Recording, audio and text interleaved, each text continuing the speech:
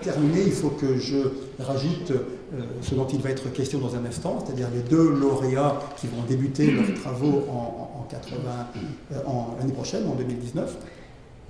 Le premier est mené par Elazar Zelzer en Israël et très, très rapidement, ça va être évoqué ensuite, mais donc ça rentre dans le cadre du neurosensoriel parce que c'est pour chercher des perturbations du circuit proprioceptif. Ce circuit proprioceptif, il débute par des récepteurs qui sont dans le muscle et puis ensuite il y a tout un tas de choses qui sont enclenchées.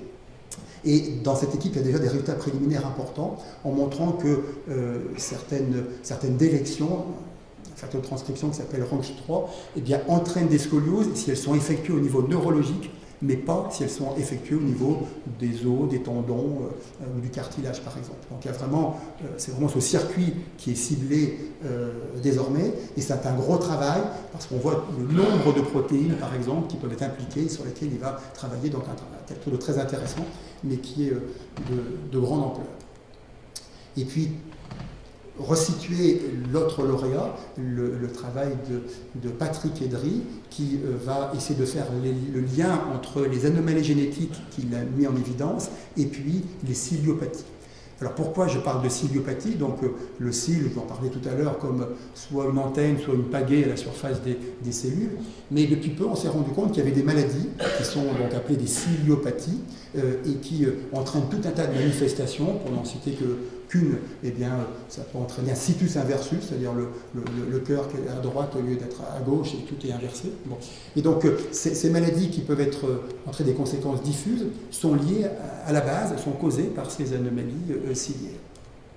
Et les questions qui se posent, c'est de savoir si les cils ne sont pas appliqués au niveau du récepteur musculaire pour la proprioception, la transmission du message, et puis ce qui se passe également au niveau du flux du liquide céphalorachidien, ce liquide qui baigne la moelle et le cerveau.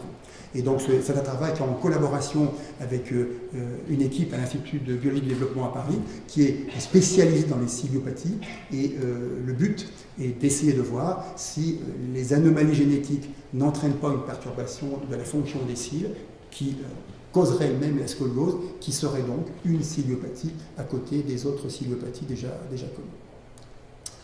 Alors pour conclure, il faut que j'évoque trois choses. L'importance du travail collectif. Donc il y a une fable de La Fontaine, pour rester avec lui, qui conclut que toute puissance est faible à moins que d'être unie.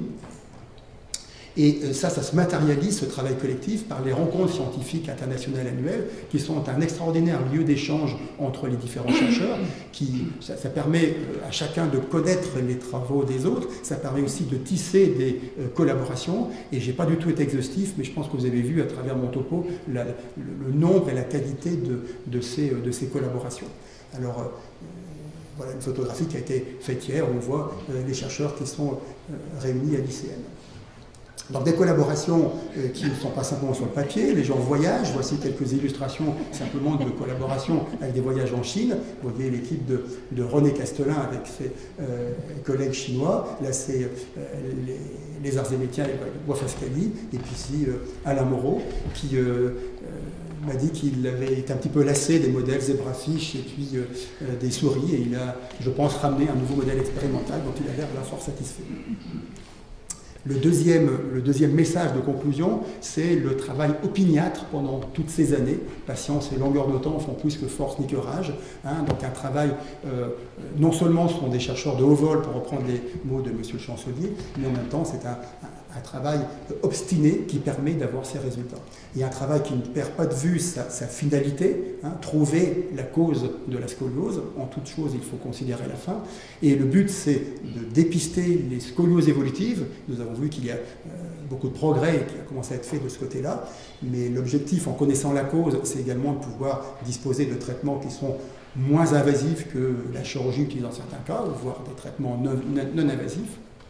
Et puis de pouvoir effectuer de la prévention dans cette connaissance de la cause et donc empêcher la survenue de scoliose. Voilà, je vous remercie et je remercie Jean de La Fontaine.